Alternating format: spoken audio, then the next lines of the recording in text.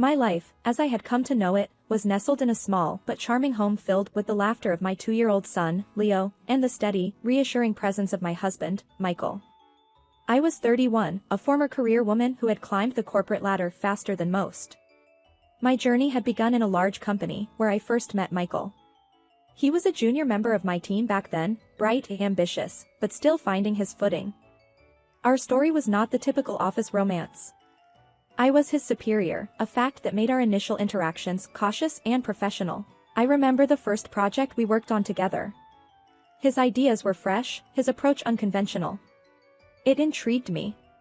After hours, we'd often find ourselves last to leave the office, our discussions spilling over from work to life, dreams, and aspirations. It was during one of these late evenings, under the dim lights of the empty office, that our relationship took a turn. Michael, with a hesitancy that was uncharacteristic, had asked me out for coffee. "It's just coffee, as colleagues," he had said. But we both knew it was more. Fast forward through a year of discreet dates and stolen moments, we got married. It felt like a whirlwind, yet perfectly natural. Our wedding was a simple affair, just close friends and family. The highlight was when Michael, in his vows, promised not only to love and cherish me but to always respect and support my ambitions. When Leo came into our lives, everything changed. I made the decision to step away from my career to focus on our son. It wasn't an easy choice, but holding Leo for the first time, I knew it was what I wanted. Michael supported me through it all, his own career steadily advancing as he stepped into more prominent roles at work. Our home became a reflection of our new life. The walls, once lined with my various awards and accolades, now held family photos and Leo's artwork. The spare room, which was once my home office, transformed into a nursery, painted in soft pastels. Despite the joy and fulfillment motherhood brought, there were moments when I missed my career. I missed the challenges, the sense of achievement, and even the office politics. I often found myself reminiscing about my professional accomplishments, wondering what could have been if I had stayed. Michael, aware of my inner turmoil, would often encourage me to consider going back. "You were amazing at what you did, Anna. Leo's growing, and maybe it's time for you to reclaim that part of yourself," he would say. One such evening, as I was preparing dinner, Michael came up behind me, wrapping his arms around my waist. "Have you thought more about going back to work?" he asked, his voice soft. I turned off the stove and leaned back into him. "I have, but I'm not sure, Michael. It's not just about me anymore. We have Leo to think about." He kissed the top of my head. "We'll figure it out together. We always do." The sun was just starting to set, casting a warm glow through the kitchen window as I prepared dinner. Leo was playing with his toys in the living room, occasionally letting out a cheerful laugh. It was a typical evening, or so I thought, until my phone rang, displaying a name I hadn't seen in a while, Mr. Thompson, my former boss. Curious, I answered, "Mr. Thompson? This is a surprise. How can I help you?" "Anna, good to hear your voice. I have a proposition for you," he said, his tone hinting at something important. "Oh, what kind of proposition?" I asked, stirring the pot on the stove. "We're looking for a new head of the department. Your name came up, and I immediately thought of you. Would you be interested in coming back?" Mr. Thompson's offer hit me like a bolt of lightning. I was momentarily speechless. I'm flattered, Mr. Thompson. But I need to think about it." "Of course, take your time. But remember, we'd love to have you back," he replied. As I hung up, my mind raced with possibilities. Returning to work, leading a department, it was a dream opportunity. But as Michael walked in, his face tired from a long day at work, I felt a pang of uncertainty. "Who was that on the phone?" Michael asked, peeling off his jacket. "It was Mr. Thompson. They want me back at work, as the head of the department," I said, trying to gauge his reaction. Michael's face hardened. "Head of the department? That's the position I've been eyeing. They promised me a shot at it." I was taken aback. "I didn't know you applied for it. Why didn't you tell me?" He sighed, frustration evident in his voice. "I didn't think it mattered. Besides, you're happy here, aren't you?" His words stung. "I am, but this is a huge opportunity for me. I can't just ignore it." Michael's expression softened slightly, but his stance was firm. Anna, I need this promotion. It's not just about the money, it's about my career. I want you to call Mr. Thompson back and decline the offer. I felt a mix of emotions, surprise, disappointment, anger. You want me to turn it down? Just like that? Yes, I do. It's important to me, Anna. Please, he pleaded. The room felt smaller as I processed his words. Michael's insistence felt like a betrayal, a dismissal of my aspirations. I realized then that our perfect life was more fragile than I had thought. The tension in the house was palpable since the phone call about the job. Michael, perhaps sensing the distance growing between us, started a new tradition, taking Leo out on weekend mornings, leaving me with a few precious hours to myself. On one such Saturday, as Michael was bundling Leo up in his little jacket, I felt a mix of relief and resentment. You sure you want to do this every weekend? It's a lot of work, taking Leo out alone, I said, watching them by the door. Michael looked back at me, a determined look on his face. I got this, Anna. You need a break. Besides, Leo loves our little adventures, don't you, buddy? He ruffled Leo's hair, who giggled in response. As the door closed behind them, the house fell into a silence that felt both comforting and unsettling. I poured myself a coffee and sat at the kitchen table, the weight of my thoughts heavier than the mug in my hands. Hours later, when they returned, Michael had a victorious grin on his face. We conquered the playground, didn't we, champ? He said, helping Leo off with his shoes. Leo's face was flushed with excitement. We saw a doggy, mommy. A big one. His innocent joy was infectious, and I couldn't help but smile. That sounds wonderful, honey, I said, bending down to give Leo a hug. I looked up at Michael, trying to read his expression. Did you have fun too? Michael nodded, a hint of something softer in his eyes. Yeah, it was good. We should do this more. It's good for him. And for us. His words, simple as they were, hit me unexpectedly. It was an olive branch, a small step towards mending the rift that had formed between us. Maybe I could join you next time, I suggested tentatively. He paused, then nodded. Sure, that could be nice. As I watched them play in the living room, a sense of normalcy crept back into our home. The job offer still hung over us like a dark cloud, but in these moments, it felt like we could find our way back to each other. The weekend had unfolded in its usual rhythm. Michael had taken Leo out for their Saturday morning walk, a routine that had become their special father-son time. As I settled in with a cup of tea, I remembered the smartwatch I had secretly slipped onto Leo's wrist for safety. Michael didn't know about it. I thought it was better that way, just a small measure of reassurance for me. Casually, I opened the app on my phone to check their location, expecting to see them at the nearby park as usual. But the blinking dot on the map was nowhere near the park. It was several blocks away, in a residential area unfamiliar to me. My heart raced with confusion and concern. I dialed Michael's number, trying to keep my voice calm. Hey, where are you guys? Leo wanted to show me something he found in the park, but we can't seem to find it. There was a brief pause before Michael replied, his voice too nonchalant. We're just at the park, near the pond. Leo's having a blast feeding the ducks. His words didn't match the GPS location. I felt a knot in my stomach. Sounds fun. See you when you get back, I said, ending the call. As I hung up, a flurry of questions invaded my thoughts. Why would Michael lie about their location? What was he hiding? I decided not to confront him about the smartwatch.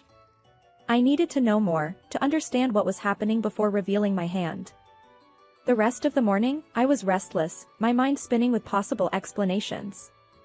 When they returned home, Leo was his usual cheerful self, chattering about the ducks and the playground. Michael seemed relaxed, unaware of my inner turmoil. How was the park? I asked, watching Michael for any sign of discomfort. It was great. A bit chilly, but we had fun, didn't we, buddy? Michael responded, ruffling Leo's hair. Leo nodded eagerly, oblivious to the tension. We saw big ducks, mommy, and a doggy. I forced a smile, playing along with their tails. That sounds lovely. I'm glad you both had a good time. As the day went on, I couldn't shake off the unease. Michael's deception, however small it seemed, had planted a seed of doubt in my mind. What was he doing in that unknown neighborhood? Why lie about it? For a whole week, my mind buzzed like a beehive, disturbed and restless. Each time I glanced at Michael, a wave of questions and doubts washed over me. But I masked my turmoil, waiting for the weekend, waiting for a chance to unravel the truth behind Michael's mysterious outings with Leo. Saturday arrived with a heavy air of anticipation. Michael, as per the new routine, got ready to take Leo out. I watched them, my heart a knot of anxiety and suspicion. "Have a great time," I said, forcing a smile. "Where are you guys heading today?" Michael, securing Leo in his stroller, looked up and replied with ease, "Thought we'd check out that new playground on the east side.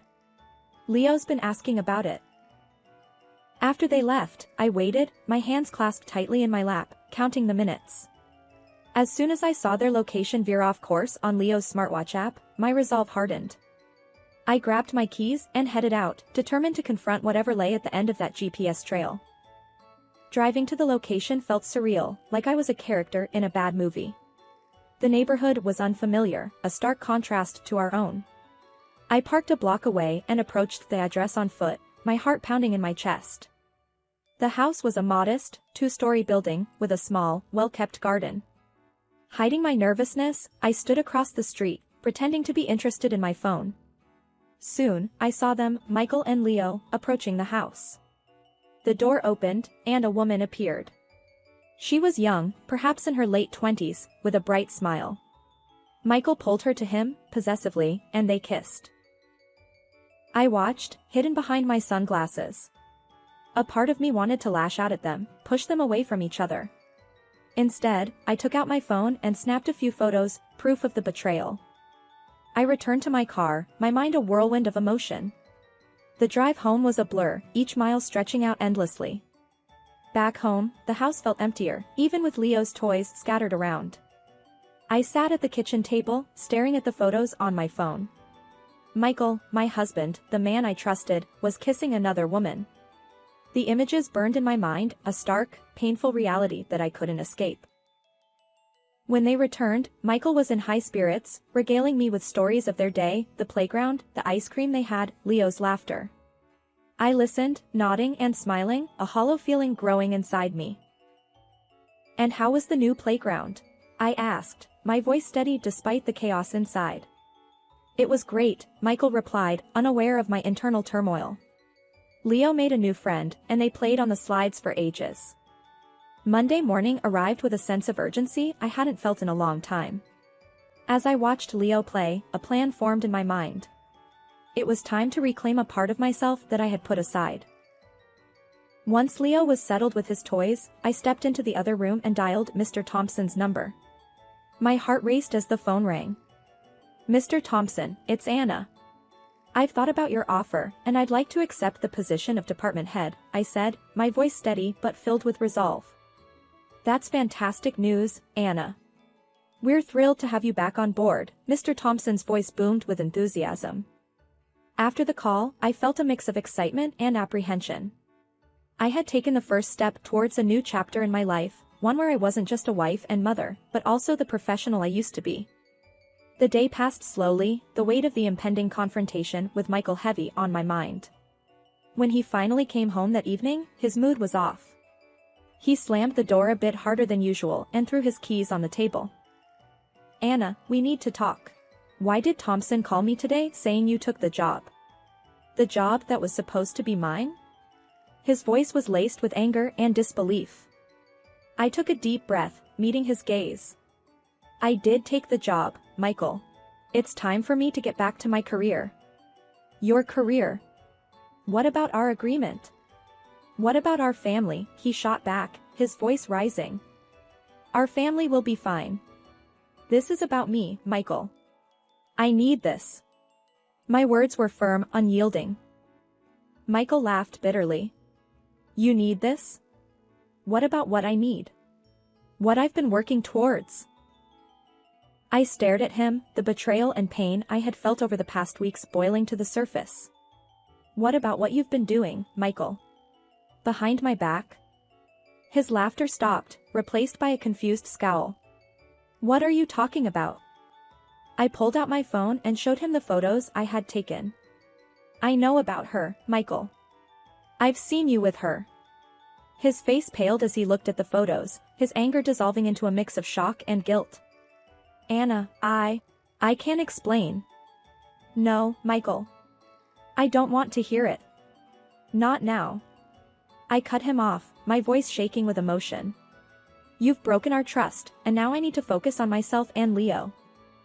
The decision to file for divorce, though heart-wrenching, was driven by a deep sense of betrayal and the need for justice. Armed with irrefutable evidence of Michael's infidelity, I stood my ground in the courtroom, demanding appropriate compensation and alimony. Michael fought fiercely, contesting every claim, every penny, as if trying to salvage his pride. The legal battle was draining, emotionally and mentally. But I remained resolute, bolstered by the knowledge that I was fighting not just for myself, but for a fair future for Leo and me. The court, recognizing the weight of the evidence, ruled in my favor. It was a bittersweet victory. The repercussions of our publicized divorce extended beyond the personal to the professional. The scandal of Michael's affair, once private, became a public spectacle. It wasn't long before the company we both worked for was embroiled in the controversy. Unable to weather the storm, they let Michael go.